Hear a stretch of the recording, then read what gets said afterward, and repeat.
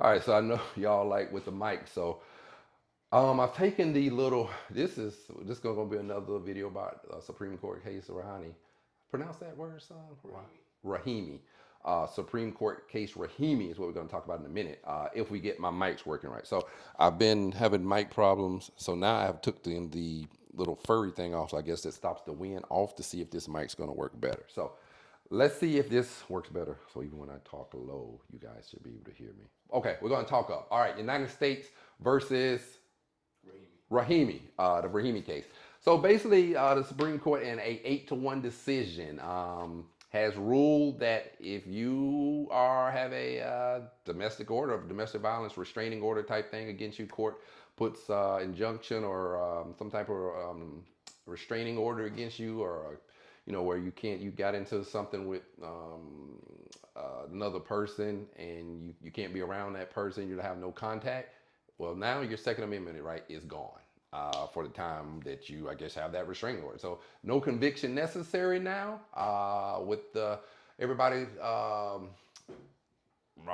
8-1 decision. Everybody except for Clarence Thomas, who dissented, and you should read that to see.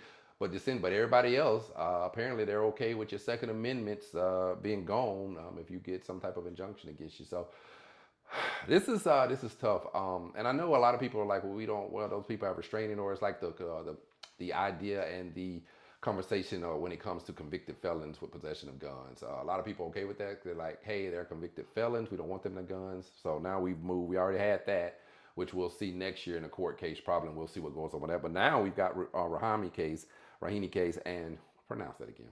Rahimi case, and we see now that even without a felony conviction, just a restraining order or some type of order that the judge puts on you, now your Second Amendment rights are gone while that's pending.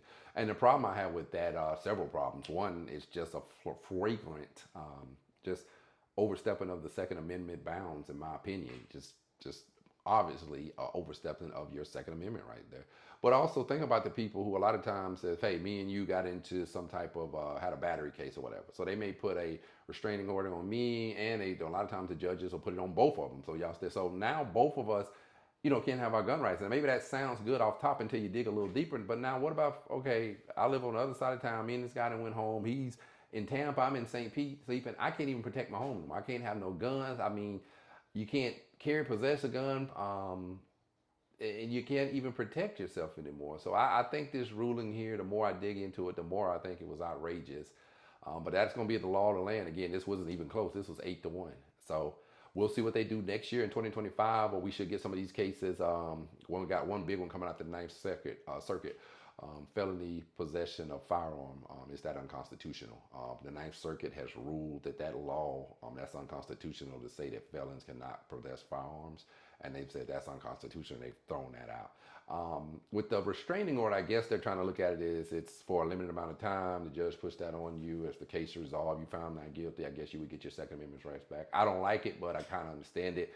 We'll see next year what they're going to do with this felon possession of firearm when that hits the Supreme Court. I expect it to. Hey, y'all let me know. Get in the comments. Please let me know. If this mic ain't working this time, we are going to do something different. Y'all let me know in the comments if my mic's working better. What do you feel about this case, Rahimi? Do you think this was a step backward as far as our Second Amendment rights, our gun rights, or do you think this was okay and you don't have any issue with it? And again, before we go, y'all like, subscribe, and hit that bell so you're notified when I release my next video.